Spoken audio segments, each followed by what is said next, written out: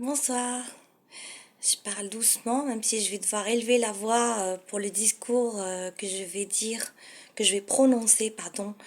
Là, c'est du sérieux, je rigole pas, je fais pas ma, j'ai déjà dit ma clown. J'adore faire rire les gens, mais là, c'est pas le sujet pour faire rigoler du tout, du tout.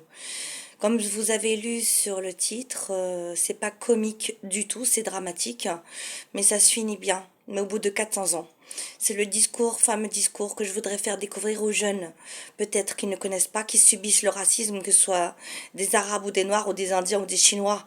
Le racisme existe partout, même si là, il y a encore du racisme et ce qu'ils ont vécu. Oui, je disais, je vais prononcer le discours, pardon, avant de développer. Je vais pas trop parler parce que le plus important, c'est ce discours qui me tient tellement à cœur et que j'écoute régulièrement quand je vais mal parce que mais c'est une telle beauté, ceux qui peuvent ressentir ça.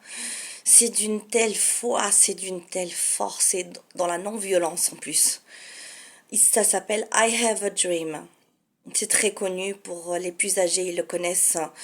Peut-être pour leur rappeler cette sagesse de ce grand homme qui était pasteur chrétien. Je dis pas que tous les pasteurs chrétiens sont bien. Il y a des hypocrites dans les religions partout. Il y a des gens bien, même pas religieux partout. Tout dépend du cœur de la personne et de la sincérité, de l'intégrité et de la foi de la personne. Je suis pas religieuse du tout, vous le savez très bien, mais j'admire cet homme et sans me marre de mon père euh, qui a toujours le mot Martin Luther King dans sa bouche depuis des années et Gandhi. Mon père c'est Martin Luther King et Gandhi. D'ailleurs c'est lui qui m'a parlé la première fois. En fait je connaissais pas du tout de quand j'avais pas encore appris à l'école vu que j'ai arrêté l'école à 17 ans en seconde scientifique. Et c'est mon père qui m'a parlé de lui. Et du coup, j'ai eu envie, je dis comment j'ai eu envie de chercher. Je savais qu'il y avait eu l'esclavage des Noirs, mais il m'a dit, regarde Mississippi Burning, un film que je vous conseille de voir, pas pour les âmes sensibles, mais c'est basé de 1988. Je vais mettre le titre sur l'annonce. Mississippi Burning, c'est vraiment basé sur des faits réels de tout ce qui se passa dans l'esclavage et les tortures régulières. C'était horrible. C'est pire que le racisme de maintenant, ça n'a rien à voir. Les Noirs, je suis pas en train. Ici, il faut rappeler l'histoire. Je veux pas dramatiser, mais je dramatise pas, c'était ce qui se passait. On est à 3 minutes. Les Noirs, je rappelle quand même, ça n'a rien à voir avec maintenant, hein. Se faisaient tuer s'ils voulaient se sauver. J'avais fait déjà une vidéo sur Martin Luther King où j'avais que parlé, mais pas dit ce fameux discours et je l'ai effacé parce que déjà je trouvais que j'avais chanté sur du gospel Oh Happy Day, la chanson très connue mondialement. Mais bon, c'est personnel, je me trouvais pas assez digne de chanter cette chanson vu que j'avais pas la voix du tout d'une black américaine. Voilà pourquoi je l'ai effacée. Et là, c'est le discours qui va vous dire avec ces mots.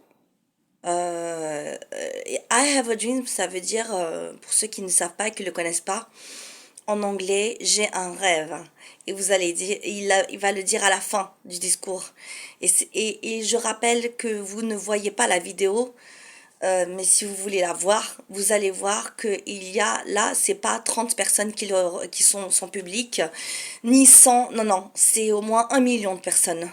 Il a fait soulever sans la guerre, hein, je sais pas comment. Bien sûr qu'il n'a pas pardonné, mais comme il est dans la religion de Dieu qui est sans la vengeance, ce que moi je n'arrive pas à faire, je suis obligée de me venger malheureusement dans des limites, bien sûr, juste. Mais lui, il n'est pas dans le, comme moi, le œil pour œil, dent pour dent. Non. Pas non plus dans le pardon. Je résume un peu sa mentalité. il est dans le juste milieu et c'est très dur d'être dans le juste milieu. C'est de la philosophie un peu que je dis fait, ou de la psychologie, je ne sais pas. C'est des fois où on est trop dans la vengeance, où on est trop dans le pardon, et on se fait écraser. Mais lui, il a réussi, mais c'est énorme, à trouver le juste milieu de se de libérer le peuple. Est-ce que là c'était pas l'esclavage, c'était l'apartheid, mais c'était à peu près pareil, hein. L'apartheid c'était quand on séparait les noirs, c'est la fin de l'esclavage, mais c'était toujours comme l'esclavage, mais moins pire parce qu'avant, il y a 400 ans, pendant 400 ans ils violaient, ils avaient tous les droits sur les noirs, c'était pour eux des animaux, mais pire, parce que même les animaux, même un chien, on lui donne de l'affection, on le traite bien, normalement. J'ai bientôt terminé. C'est important que je fasse l'introduction. Pire que des chiens. Pire. Je sais pas comment il est traité. Même les animaux, on les traite pas comme ça. On ne brûle pas un chien vif comme ça, comme faisait le Ku Klux Klan. Et surtout le Mississippi Burning, dans ce film qui s'est basé sur des faits réels. Et d'ailleurs, j'aime bien fouiller dans les informations. J'ai vu sur TF1 il y a des années, quelques années, il n'y a pas très longtemps, que le chef de Ku Klux Klan, qui datait des années 60, est resté 40 ans libre. Et là, il s'est fait arrêter par la police 40 ans après, quand même. Mais maintenant, il va pas souffrir trop. En plus, il est juste en prison. Il va être bien traité avec un médecin. Il dort. Ça va, hein? Ça va la vie. Pour avoir brûlé des centaines et des centaines de Noirs qui avaient rien fait, qui rentraient chez eux sur des poteaux. Ils faisaient ça, ils mettaient des masques blancs. Vous allez voir ça dans ce film. Pas pour les âmes sensibles, sinon vous allez faire des cauchemars, vous allez pleurer. Euh, je suis obligée d'arrêter maintenant de parler, mais c'était important pour moi de dire tout ce que j'ai appris. Et il s'est fait arrêter pour, bien sûr, emprisonnement à vie. Mais sa vie, il lui reste peu de temps à vivre en prison. C'est pas comme s'il avait 20 ans qu'il passait toute sa vie en prison. Il a été arrêté à 74 ans. Donc il va bientôt mourir. Et la prison, ça va être pépère pour lui vu qu'il est millionnaire. Donc c'est pas trop juste. Mais c'est comme ça. Et donc pour finir, voici le discours de Martin Luther King. J'ai un rêve avec peut-être 1 ou 2 millions de personnes avec des blancs. Il y avait des blancs qui étaient pour les noirs, souvent des chrétiens, des pasteurs, ou des chrétiens catholiques, ou des chrétiens protestants, des hommes de foi blancs qui trouvaient ça anormal, ça allait pas avec Jésus-Christ, de brûler des noirs. Pour eux, ils disaient que les noirs étaient égaux avec les blancs. Et il y en avait même dans Mississippi Burning, ils ont risqué leur vie pour les noirs. Donc tout le monde, tous les blancs non plus ne sont pas pareils, mais c'était une minorité. Voilà, regardez le film Mississippi Burning pour ceux qui sont capables mentalement de le voir. C'est un chef-d'œuvre et je rappelle avec des acteurs énormes. Je ne me rappelle pas des noms d'acteurs, mais des énormes acteurs. C'est un chef-d'œuvre. Martin Luther King, Mississippi I Have a Dream, pardon. Je suis heureux d'être avec vous aujourd'hui pour ce rassemblement qui restera dans l'histoire de notre nation, la plus grande manifestation pour la liberté.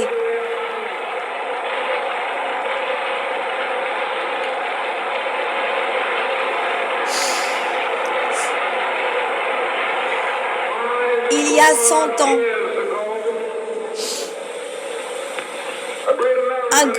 un grand Américain dont l'ombre symbolique nous couvre aujourd'hui, signer l'acte d'émancipation. Ce décret est devenu un phare qui a fait briller la lumière de l'espérance pour des millions d'esclaves noirs. Marqué au fer rouge d'une sanglante injustice. Ce fut une aube de joie. À la fin de la longue nuit de leur captivité. Mais 100 ans ont passé. Et le noir est toujours pas libre. 100 ans ont passé. Et l'existence du noir est encore tristement entravée par les fers de la ségrégation et et les chaînes de la discrimination. 100 ans ont passé. Et le noir vit toujours sur l'île solitaire de la pauvreté, au milieu d'un océan de prospérité matérielle. 100 ans ont passé.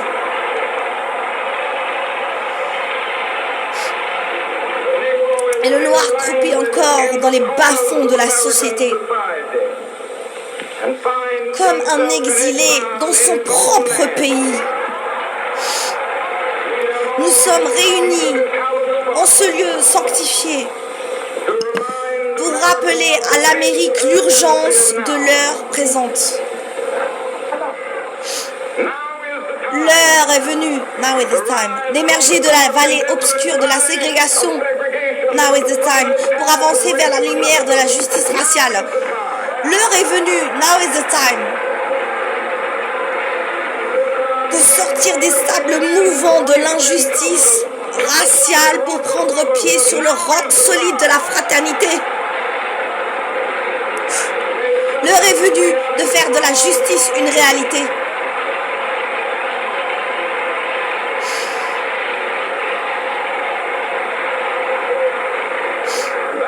Il n'y a ni repos ni tranquillité en Amérique tant que le noir n'aura pas obtenu ses droits civiques.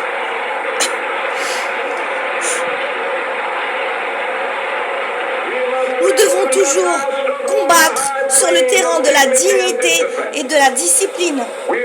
Nous ne devons pas laisser notre combat créatif dégénérer en violence physique. Encore et encore, il faut nous élever vers les sommets et répondre à la force physique par la force de nos âmes, la magnifique ardeur militante qui s'est emparée de la communauté noire ne doit pas nous conduire à nous méfier des Blancs, car nombre de nos frères blancs témoignent ici par leur présence qu'ils ont compris que leur destinée et la nôtre sont liées.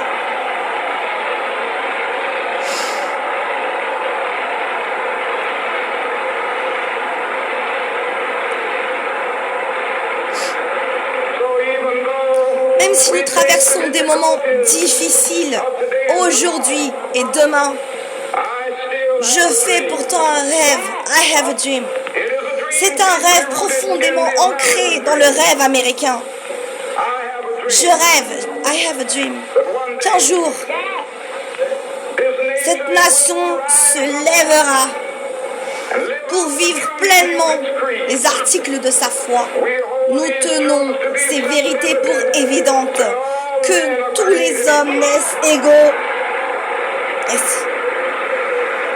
Je rêve, I have a dream, qu'un jour sur les collines rouges de Géorgie, les fils des esclaves et les fils des esclavagistes pourront s'asseoir ensemble à la table de la fraternité. Je rêve qu'un jour, je rêve un jour, même l'État du Mississippi, qui se consume dans les feux de l'injustice, qui brûle du feu de l'oppression, se transformera en une oasis de liberté et de justice. Je rêve, I have a dream. Que mes 4 enfants vivront un jour dans des pays où on ne les jugera pas à la couleur de leur peau, mais à l'aune de leur caractère. J'ai un rêve aujourd'hui. I have a dream today.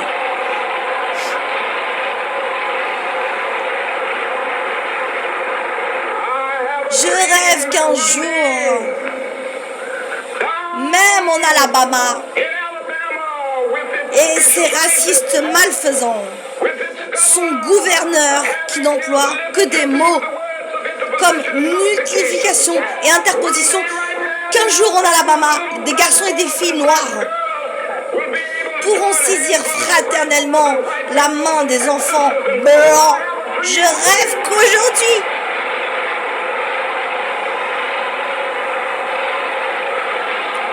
ils sont des millions, ils sont des millions. Je rêve qu'un jour, tous les vallons seront relevés. Toutes les collines seront aplani, tous les rochers seront arasés et les défauts seront corrigés. Et que la gloire du Seigneur sera révélée à tous les hommes. Voilà notre espérance. Voilà la foi que je remporterai dans le sud. Avec cette foi, nous arracherons à la montagne du désespoir le joyau de l'espérance. Avec cette foi, nous serons transformés de cacophonie de la discorde en une splendide symphonie de fraternité. Avec cette foi, nous saurons travailler et prier ensemble, nous battre ensemble et aller en prison ensemble, nous dresser ensemble pour la liberté, sachant que nous serons libres un jour. Mes amis, faites sonner la cloche de la liberté. Des sommets prodigieux de New Hampshire, faites sonner la cloche de la liberté. Des montagnes de l'État de New York, faites sonner la cloche des États de Pennsylvanie. Faites sonner les sommets de montagnes de Colorado. Faites-la sonner des pentes de la Californie. Mais plus encore, faites-la sonner le Stone Mountain de Géorgie.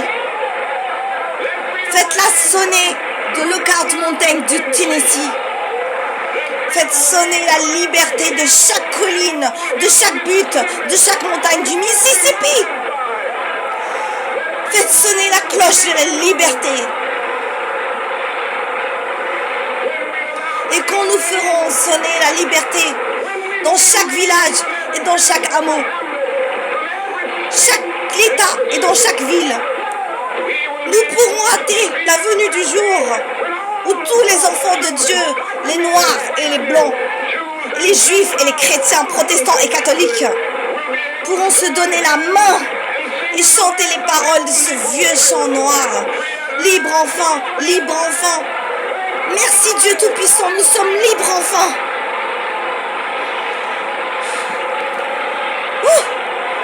Terrible, trop fort. Il est trop fort, c'est pas possible. Il me tue. Il est trop fort. Non mais, je rigole pas là. Je termine, je suis trop émue. Ça faisait longtemps quand même que j'avais pas écouté. Ouais, pourquoi je fais souvent des vidéos la nuit, il est 1h du matin, parce que je dors très peu en ce moment. J'apprends trop de choses et après les informations. Dans tous les domaines, j'apprends, j'ai énormément de retard scolaire, donc j'apprends toute seule en fait avec les livres et puis les livres audio quand j'ai pas les moyens d'acheter des livres.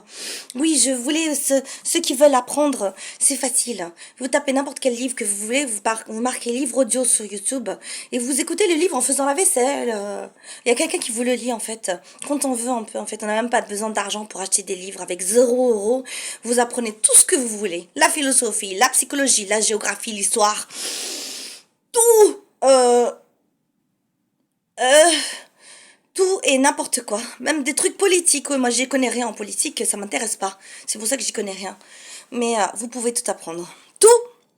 Il y a avec c'est bien internet, c'est bien et pas bien parce qu'il y a des choses très on trouve tout et n'importe quoi en même temps sur internet, mais un livre on peut pas parce que les informations sur internet, je terminerai sur ça, sont du n'importe quoi, du n'importe nawak, mais là c'est pas des informations. Quand le livre est lu, c'est un livre édité par un écrivain. Donc ça peut pas être une fausse information. Je termine pour arrêter de parler de ça. C'était important, le savoir. Le savoir est une force. Le savoir, n'oubliez pas. Vous pouvez faire la guerre avec le savoir. Et c'est le savoir, mon père m'a toujours dit quand j'étais petite. Il m'a enseigné plein de choses de sagesse. Mais bien sûr que je n'ai pas après avec toute ma vie atroce. Mais tout ce qu'il m'a enseigné reste dans ma tête. À 15 ans déjà, il m'a dit le savoir. Et je disais, ah bon?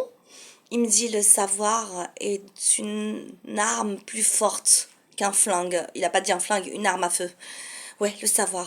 Parce quand vous savez plein de choses, j'explique. L'ignorance, en fait, c'est une faiblesse.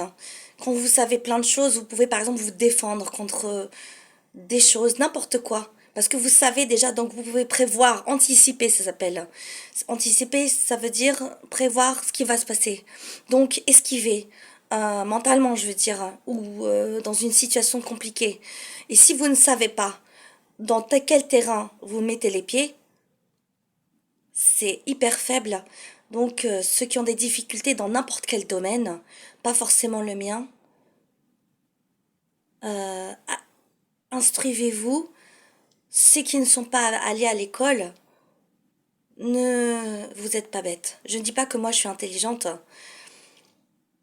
Chacun son savoir et son intelligence qui est différent. C'est trop long à expliquer. L'intelligence et le savoir, la différence. C'est vrai qu'il y a des gens qui peuvent être bêtes. Mon père me l'a dit alors qu'il était professeur de maths, physique, chimie. Il m'a dit j'ai vu des élèves avoir bac plus. Il leur a fait obtenir leur bac. Il les a rencontrés des années après. Ils étaient toujours aussi cons qu'avant le bac. Parce qu'ils disaient que ils avaient appris, c'est vrai, bien leurs leçons, mais ils avaient lu et répété les livres sans comprendre réellement, approfondir la situation et comprendre vraiment ce que ça voulait dire. Ils avaient juste répété les maths, c'est facile. Répéter la théologie, répéter la sociologie, mais c'est tout. Mais en fait, ils étaient cons. Alors que quelqu'un qui veut vraiment savoir et avec une intelligence, une sensibilité, même sans études, il peut arriver, ne désespérez pas. Même les illettrés, j'ai vu des illettrés, je dirais pas qui dans ma famille, je les trouvais comme s'ils avaient bac plus 30. Voilà. Et en hommage à toutes les souffrances, pour terminer, du peuple noir et de tous les peuples, que ce soit chinois, n'importe quel peuple, indien, euh, c'est quand même affreux. Mais c'est tellement beau quand ça se termine bien.